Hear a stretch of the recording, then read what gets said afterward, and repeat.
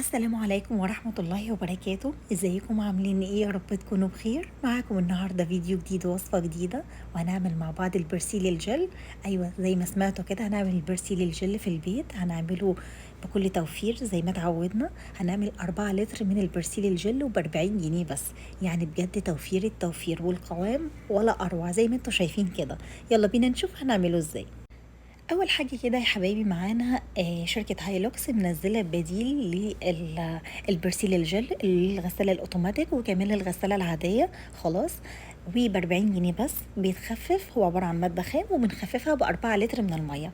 تخيلي انت بتعملي 4 لتر من برسيل الجل ب40 جنيه بس. خلاص، الكيس بيكون موجود فيه كيسين من جوه. خلاص، كيس فيه مادة جيلاتينية كده زي ما انتوا شايفين، والكيس التاني بيبقى فيه زي بودر. اول حاجة بننزل بالمادة الجيلاتينية دي في طبق واسع كبير، وبعد كده هننزل بالكيس التاني زي ما انتوا شايفين كده، هو بيكون عبارة عن بودر.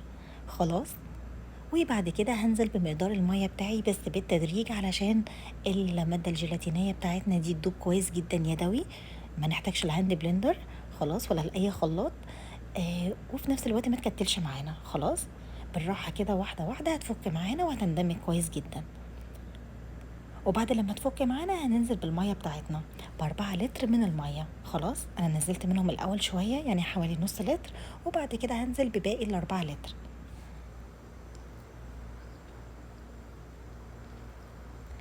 تقدري كمان ما تنزليش بكل كمية المية. خلاص، تقدري تخليهم 3 لتر بس أو 3 لتر ونص لو عايزة القوام يكون أتقل كمان.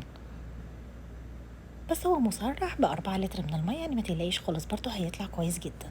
أنا هنا عملت 3 لتر ونص بس من المية.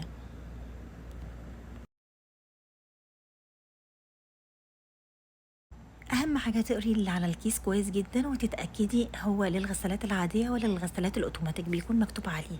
خلاص كده، شايفين القوام عامل ازاي؟ طبعا الرغاوي دي بعد شوية بتختفي خالص. جربيه بجد مش هتندمي خالص، وفعلا توفير التوفير. وبكده يكون الفيديو معانا خلص النهاردة. أشوفكم في فيديو جديد ووصفة جديدة، والسلام عليكم ورحمة الله وبركاته.